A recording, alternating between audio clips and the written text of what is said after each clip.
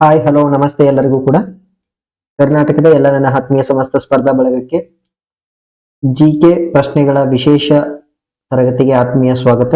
So ಇವತ್ತಿನ ಈ ಒಂದು ತರಗತಿಯಲ್ಲಿ ಪ್ರಮುಖವಾಗಿ ಬಹಳ ವೆರಿ ಇಂಪಾರ್ಟೆಂಟ್ ಆದಂತ 25 ಜಿಕೆ ಪ್ರಶ್ನೆಗಳನ್ನ ತೆಗೆದುಕೊಂಡು ಅದಕ್ಕೆ ಅಗತ್ಯ ಇರತಕ್ಕಂತಹ ಒಂದಷ್ಟು ಮಾಹಿತಿಗಳನ್ನು ಕೊಡ್ತಾ ಹೋಗ್ತೀನಿ. ತರಗತಿಯನ್ನ ಕೊನೆ ತನಕ ನೋಡಿ, ಎಲ್ಲಿಯೂ ಕೂಡ ಸ್ಕಿಪ್ ಮಾಡ್ಲಿಕ್ಕೆ ಹೋಗಬೇಡಿ. ಅದೇ ರೀತಿ ಫಸ್ಟ್ ಟೈಮ್ ಯಾರಾದ್ರೂ ನಮ್ಮ ಒಂದು ಟಾರ್ಗೆಟ್ ಕೇಸ್ ಯೂಟ್ಯೂಬ್ ಚಾನಲ್ಗೆ ಭೇಟಿಯನ್ನು ಕೊಟ್ಟಿದ್ರೆ ಚಾನಲ್ಗೆ ಸಬ್ಸ್ಕ್ರೈಬ್ ಅನ್ನ ಮಾಡಿ, ಹಾಗೆ ಪಕ್ಕದಲ್ಲಿ ಕಾಣೋ ಬೆಲ್ ಬಟನ್ ಅನ್ನು ಒತ್ತಿ ಹಾಲ್ ಎನ್ನುವಂತ ಒಂದು ನೋಟಿಫಿಕೇಶನ್ ಅನ್ನು ಕೂಡ ಆನ್ ಮಾಡ್ಕೋತಾ ಹೋಗಿ. ಸೊ ಮೊದಲನೇ ಒಂದು ಪ್ರಶ್ನೆಯನ್ನ ನೋಡಿ, ಕೆಳಗಿನ ಯಾವ ಪಾಲದೊರೆ ಸೋಮಪುರಿ ವಿಶ್ವವಿದ್ಯಾಲಯವನ್ನ ಸ್ಥಾಪಿಸಿದರು ಅಂತ ಹೇಳಿ ಪ್ರಶ್ನೆ ಇದೆ. ಸೊ ಇಲ್ಲಿ ಪಾಲರ ಆಡಳಿತಕ್ಕೆ ಸಂಬಂಧಪಟ್ಟ ಹಾಗೆ ತೆಗೆದುಕೊಂಡ್ರೆ ಸೋಮಪುರಿ ಎನ್ನುವಂಥದ್ದು ಒಂದು ವಿಶ್ವವಿದ್ಯಾಲಯ ಇದೆ. ಸೊ ಇದನ್ನ ಸ್ಥಾಪನೆ ಮಾಡಿದಂತಹ ಪಾಲದೊರೆ ಯಾರಪ್ಪ ಅಂದ್ರೆ ಧರ್ಮಪಾಲ. ಸೊ ಇದು ಎಲ್ಲಿ ಕಂಡು ಬರ್ತದೆ ಅಂದ್ರೆ ಉತ್ತರ ಬಂಗಾಳದಲ್ಲಿ, ಇಲ್ಲಿ ಉತ್ತರ ಬಂಗಾಳ ಪ್ರದೇಶದಲ್ಲಿ ಇದು ಕಂಡು ಬರ್ತಕ್ಕಂಥದ್ದನ್ನ ನೀವು ಗಮನಿಸ್ತಾ ಹೋಗ್ತೀರಿ. ಕ್ಲಿಯರ್. ನೆಕ್ಸ್ಟ್, ಪ್ರಸಿದ್ಧ ಕೋನಾರ್ಕ್ ಸೂರ್ಯ ದೇವಾಲಯವನ್ನ ಯಾರು ನಿರ್ಮಿಸಿದರು ಅಂತ ಹೇಳಿ ಪ್ರಶ್ನೆ ಇದೆ. ಪ್ರಸಿದ್ಧ ಕೋನಾರ್ಕ್ ಸೂರ್ಯ ದೇವಾಲಯವನ್ನ ನಿರ್ಮಾಣ ಮಾಡಿದ್ದು ಯಾರು? ಸೊ ಇಲ್ಲಿ ಸರಿಯಾದ ಉತ್ತರ 1ನೇ ನರಸಿಂಹದೇವ ಈ ಒಂದು ಕೋನಾರ್ಕ್ ಸೂರ್ಯ ದೇವಾಲಯವನ್ನ ನಿರ್ಮಾಣ ಮಾಡಿರ್ತಕ್ಕಂಥದ್ದು. ಸೊ 13ನೇ ಶತಮಾನದ ಒಬ್ಬ ಪ್ರಸಿದ್ಧ ಅರಸ ಈತ. ಸೊ ಈತ ಯಾವ ರಾಜವಂಶಕ್ಕೆ ಸೇರಿದಂತವನು? ಪೂರ್ವ ಗಂಗ ರಾಜವಂಶಕ್ಕೆ ಸೇರಿದಂತವನು. ಯಾವ ರಾಜವಂಶ? ಪೂರ್ವ ಗಂಗ ರಾಜವಂಶಕ್ಕೆ ಸೇರಿದಂತವನು ಈತ. ಈ ಒಂದು ಕೋನಾರ್ಕ್ ಸೂರ್ಯ ದೇವಾಲಯವನ್ನ ನಿರ್ಮಾಣ ಮಾಡ್ತಾನ 1250ರಲ್ಲಿ. ಸೊ ಇದು ಯಾವ ರಾಜ್ಯದಲ್ಲಿ ಕಂಡು ಬರ್ತದೆ? ಒಡಿಸ್ಸಾ ರಾಜ್ಯದಲ್ಲಿ ಕಂಡು ಬರ್ತದೆ. ಯಾವ ರಾಜ್ಯ? ಒಡಿಸ್ಸಾ ರಾಜ್ಯದಲ್ಲಿ ಇದು ಕಂಡು ಬರುವಂತದ್ದು. ಕೆಳಗಿನವುಗಳಲ್ಲಿ ಯಾವುದು ಆರಂಭಿಕ ಚೋಳರ ರಾಜಧಾನಿಯಾಗಿತ್ತು ಅಂತ ಹೇಳಿ ಪ್ರಶ್ನೆ ಇದೆ. ಸೊ ಇಲ್ಲಿ ಚೋಳರ ಆರಂಭಿಕ ರಾಜಧಾನಿ ಯಾವುದಾಗಿತ್ತು ಅಂತ ಹೇಳಿ ಕರೆದಾಗ ಉರೈಯೂರು. ನೋಡಿ, ಇದು ವೆರಿ ಇಂಪಾರ್ಟೆಂಟ್ ಪ್ರಶ್ನೆ ಇದೆ. ಉರೈಯೂರು ಎನ್ನುವಂಥದ್ದು ಚೋಳರ ಆರಂಭಿಕ ರಾಜಧಾನಿ. ಸೊ ಈಗ ಇದು ಪ್ರಸ್ತುತ ನಾವೇನು ತಿರುಚಿರಾಪಳ್ಳಿ ಅಂತ ಹೇಳಿ ಕರಿತಾ ಹೋಗ್ತೀವಿ. ತಿರುಚಿರಾಪಳ್ಳಿ ಅಂತ ಹೇಳಿ ಕರಿತಾ ಹೋಗ್ತಾರೆ ಪ್ರಸ್ತುತ ಇದನ್ನ. ಓಕೆ, ಸೊ ಇದು ಆರಂಭದಲ್ಲಿ ಚೋಳರ ರಾಜಧಾನಿ ಆಗಿತ್ತು. ಮತ್ತೆ ಈ ಒಂದು ಪ್ರದೇಶ ಹತ್ತಿ ವ್ಯಾಪಾರಕ್ಕೆ ಬಹಳ ವ್ಯಾಪಕವಾಗಿ ಹೆಸರನ್ನು ಮಾಡಿದಂತಹ ಒಂದು ಪ್ರದೇಶ. ಉರೈಯೂರು ಎನ್ನುವಂತ ಪ್ರದೇಶದಲ್ಲಿ ಅತಿ ಹೆಚ್ಚಾಗಿ ಹತ್ತಿ ವ್ಯಾಪಾರಕ್ಕೆ ಒಂದು ಪ್ರದೇಶ ಹೆಸರುವಾಸಿಯಾಗಿತ್ತು ಎನ್ನುವಂಥದ್ದು ನೆನಪು. ಸಿಂಧೂ ಕಣಿವೆ ನಾಗರಿಕತೆಯ ಜನರಿಗೆ ಯಾವ ಲೋಹಗಳು ತಿಳಿದಿದ್ದವು ಅಂತ ಹೇಳಿ ಪ್ರಶ್ನೆ ಇದೆ. ಸೊ ಇಲ್ಲಿ ನಾವು ಸಿಂಧೂ ಕಣಿವೆ ನಾಗರಿಕತೆ ಅಥವಾ ಹರಪ್ಪ ನಾಗರಿಕತೆಗೆ ಸಂಬಂಧಪಟ್ಟ ಹಾಗೆ ನಾವು ನೋಡೋದಾದ್ರೆ, ಈ ಸಿಂಧೂ ಸರಸ್ವತಿ ನಾಗರಿಕತೆಗೆ ಸಂಬಂಧಿಸಿದ ಹಾಗೆ ನಮಗೆ ಪರಿಚಯ ಇದ್ದಂತಹ, ಅಂದ್ರೆ ಅವರಿಗೆ ಪರಿಚಯ ಇದ್ದಂತಹ ಲೋಹಗಳು ಅಂದ್ರೆ ತಾಮ್ರ, ಕಂಚು, ಬೆಳ್ಳಿ, ಚಿನ್ನ ಇವೆಲ್ಲವೂ ಕೂಡ ಅವರಿಗೆ ಪರಿಚಯ ಇರ್ತವ. ಆಯ್ತಾ? ಸೊ ಆದ್ರೆ ಅವರಿಗೆ ಕಬ್ಬಿಣದ ಬಗ್ಗೆ ಯಾವುದೇ ಕೂಡ ಅರಿವು ಇರಲಿಲ್ಲ ಎನ್ನುವಂಥದ್ದು. ಇಲ್ಲಿ ಕಬ್ಬಿಣವನ್ನ ಇವರು ಬಳಕೆ ಮಾಡಿರೋದ್ರ ಬಗ್ಗೆ ನಮಗೆ ಯಾವುದೇ ಕುರುಹುಗಳು ಸಿಗುವಂಗಿಲ್ಲ. ಸಾಮಾನ್ಯವಾಗಿ ದಕ್ಷಿಣ ಭಾರತದ ರಾಜವಂಶಗಳಲ್ಲಿ ಅತಿ ಹೆಚ್ಚಾಗಿ ಕಬ್ಬಿಣದ ಬಳಕೆ. ಸೊ ಅದರಲ್ಲೂ ಕೂಡ ದಕ್ಷಿಣ ಭಾಗದಲ್ಲಿ ಇದ್ದಂತಹ ನಾಗರಿಕತೆಯಲ್ಲಿ ಕಬ್ಬಿಣವನ್ನ ಅತಿ ಹೆಚ್ಚು ಬಳಕೆ ಮಾಡಿರೋದನ್ನ ನಾವು ಗಮನಿಸ್ತಾ ಹೋಗ್ತೀವಿ. ದೇವಿ ಚಂದ್ರಗುಪ್ತಂನ ಲೇಖಕರು ಯಾರು ಅಂತ ಹೇಳಿ ಪ್ರಶ್ನೆ ಇದೆ ನೋಡಿ. ದೇವಿ ಚಂದ್ರಗುಪ್ತಂನ ಲೇಖಕರು ಯಾರು? ಸೊ ಇಲ್ಲಿ ಸರಿಯಾದ ಉತ್ತರ ವಿಶಾಖ ದತ್ತ. ಸೊ ಈತನನ್ನ ವಿಶಾಖ ದೇವ ಅಂತಾನೂ ಕೂಡ ಕರಿತಾ ಹೋಗ್ತದ. ಸೊ ಇಲ್ಲಿ ಪ್ರಮುಖವಾಗಿ ಇದು ಸಂಸ್ಕೃತ ಭಾಷೆಯಲ್ಲಿ ರಚನೆ ಆಗಿರ್ತಕ್ಕಂತಹ ಒಂದು ನಾಟಕ. ದೇವಿ ಚಂದ್ರಗುಪ್ತಂ ಎನ್ನುವಂಥದ್ದು ಸಂಸ್ಕೃತ ಭಾಷೆಯಲ್ಲಿ ರಚನೆ ಆಗಿರ್ತಕ್ಕಂತಹ ಒಂದು ನಾಟಕ. ಸೊ ಇದು ಪ್ರಮುಖವಾಗಿ ನಿಮಗೆ ನೆನಪಿರ್ಲಿ. ಮತ್ತೆ ವಿಶಾಖ ದತ್ತ ಮತ್ತೊಂದು ಕೃತಿಯನ್ನು ಬರೀತಾನ, ಮುದ್ರಾ ರಾಕ್ಷಸ ಅಂತ ಹೇಳಿ.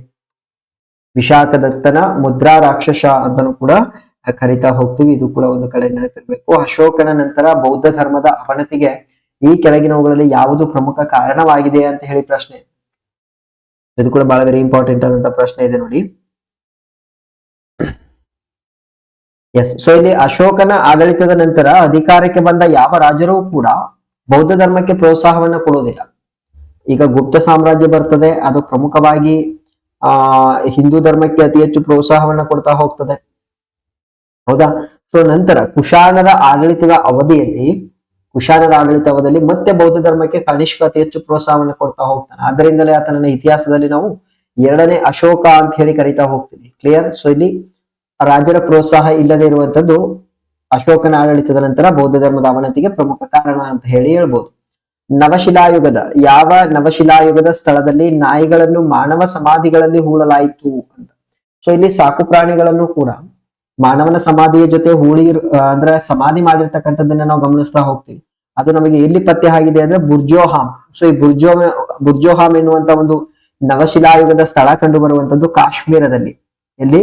ಜಮ್ಮು ಮತ್ತೆ ಕಾಶ್ಮೀರದಲ್ಲಿ ಇಲ್ಲಿ ಕಂಡು ಬರ್ತದ. ಇಲ್ಲಿ ಪ್ರಮುಖವಾಗಿ ಮಾನವನ ಸಮಾಧಿಯ ಜೊತೆಗೇನೆ ಅವರ ಸಾಕು ಪ್ರಾಣಿಗಳು ಏನಿದಾವ ಎಸ್, ಅವುಗಳನ್ನ ಮನೆಯ ಮಹಡಿಯ ಅಡಿಯಲ್ಲಿ, ವೆರಿ ಇಂಪಾರ್ಟೆಂಟ್ ಇದು, ಮನೆಯ ಒಳಗೆ ಮತ್ತೆ ಕಾಂಪೌಂಡ್ ಗಳ ಒಳಗೆ. ಸೊ ಈಗ ಕಾಂಪೌಂಡ್ ಗಳನ್ನ ಕಟ್ಕೊಂಡಿರ್ತಾರಲ್ಲ, ಸೊ ಈ ಕಾಂಪೌಂಡ್ ನ ಹೊಳಭಾಗದಲ್ಲಿ ಅಂದ್ರೆ ಅವರಿಗೆ ಸೇರಿರ್ತಕ್ಕಂಥ ಜಾಗಗಳಲ್ಲಿ ಮಾನವ ಮತ್ತು ಪ್ರಾಣಿಯ ಸಮಾಧಿ ಮಾಡಿರ್ತಕ್ಕಂಥದನ್ನ ನಾವು ಪ್ರಮುಖವಾಗಿ ಈ ನೆಲೆಗಳಲ್ಲಿ ಕಾಣ್ತಾ ಹೋಗ್ತೀವಿ. ನಾವು ಕ್ಲೋರಿನ್ ಅನ್ನ ಸುಣ್ಣಕ್ಕೆ ಆಯಿಸಿದಾಗ ಈ ಕೆಳಗಿನವುಗಳಲ್ಲಿ ಯಾವುದು ಉತ್ಪತ್ತಿ ಆಗುತ್ತದೆ ಅಂತ ಹೇಳಿ ಪ್ರಶ್ನೆ ಇದೆ. ಸೊ ಇದಕ್ಕೆ ಸರಿಯಾದ ಉತ್ತರ ಆಗುವಂತದ್ದು, ಈಗ ನಾವು ಕ್ಲೋರಿನ್ ಅನ್ನ ಸುಣ್ಣಕ್ಕೆ ಹಾಯಿಸಿದಾಗ ನಮ್ಗೆ bleaching powder, very important. So bleaching powder ಉಂಟಾಗ್ತದ. ಸೊ ಇಲ್ಲಿ ಬ್ಲೀಚಿಂಗ್ ಪೌಡರ್ ನ ಒಂದು ರಾಸಾಯನಿಕ ಸೂತ್ರ CaOCl2 ಎನ್ನುವಂಥದ್ದು ಇದರ ಒಂದು ರಾಸಾಯನಿಕ ಸೂತ್ರ ಐತೆ, ಇದನ್ನು ಕೂಡ ನೆನಪಿಟ್ಕೊಳ್ಳಿ. ವಾತಾವರಣದಲ್ಲಿ ಹೆಚ್ಚು ಹೇರಳವಾಗಿರುವ ಜಡ ಅನಿಲ ಯಾವುದು ಅಂತ ಹೇಳಿ ಪ್ರಶ್ನೆ ಇದೆ. ವಾತಾವರಣದಲ್ಲಿ ಹೆಚ್ಚು ಹೇರಳವಾಗಿರುವ ಜಡ ಅನಿಲ ಯಾವುದು? ಸೊ ಇದಕ್ಕೆ ಸರಿಯಾದ ಉತ್ತರ ಆಗುವಂತದ್ದು ಆರ್ಗಾನ್. ಯಾವ್ದ್ರಿ? ಆರ್ಗಾನ್ ಅತಿ ಹೆಚ್ಚಾಗಿ ಕಂಡುಬರುವ ಜಡ ಅನಿಲ. ದ್ರವ ಸ್ಥಿತಿಯಲ್ಲಿ ಕಂಡುಬರುವ ಲೋಹವಲ್ಲದ್ದು. ಸೊ ಅದು ದ್ರವ ಸ್ಥಿತಿಯಲ್ಲಿ ಕಂಡು ಬರ್ತದೆ, ಬಟ್ ಲೋಹ ಅಲ್ಲ. ಕ್ಲಿಯರ್? ಸೊ ಇದನ್ನ ಬ್ರೋಮಿನ್ ಅಂತ ಹೇಳಿ ಕರಿತಾ ಹೋಗ್ತೀವಿ ನೋಡಿ, ಬ್ರೋಮಿನ್. ಸೊ ಇದು ಹ್ಯಾಲೋಜನ್ ಎನ್ನುವಂತ ಗುಂಪಿಗೆ ಸೇರ್ಕೋತದ. ಯಾವುದು? ಹ್ಯಾಲೋಜನ್ ಎನ್ನುವಂತ ಒಂದು ಗುಂಪಿಗೆ ಸೇರ್ಕೋತದ. ಇದು ಕೂಡ ನಿಮ್ಗೆ ನೆನಪಿರ್ಲಿ. ಡೈವರ್ಗಳು ಮೀನ್ಸ್ ಈಗ ಸ್ಕೈ ಡೈವರ್ ಗಳನ್ನ ನೋಡಿರ್ತೀರಲ್ಲ, ಬಳಸುವ ಗ್ಯಾಸ್ ಸಿಲಿಂಡರ್ಗಳಲ್ಲಿ ಆಮ್ಲಜನಕವನ್ನು ದುರ್ಬಲಗೊಳಿಸಲು ಈ ಕೆಳಗಿನವುಗಳಲ್ಲಿ ಯಾವುದನ್ನ ಬಳಸಲಾಗುತ್ತದೆ ಅಂತ ಹೇಳಿ ಪ್ರಶ್ನೆ. ಸೊ ಈ ಕೆಳಗಿನವುಗಳಲ್ಲಿ ಯಾವುದನ್ನ ಬಳಸ್ತಾರ ಅಂದ್ರೆ ಹೀಲಿಯಂ. ಅರ್ಥ ಆಗ್ತಿದ್ಯಾ? ಸೊ ಇಲ್ಲಿ ಹೀಲಿಯಂ ಅನ್ನ ಬಳಕೆ ಮಾಡ್ತಾ ಹೋಗ್ತಾರ. ಈ ಹೀಲಿಯಂ ಬಳಕೆಗೆ ಯಾಕೆ ಇದನ್ನ ಆಯ್ಕೆ ಮಾಡ್ಕೋತಾರ ಅಂದ್ರೆ ಇದೊಂದು ಜಡ ಅನಿಲ.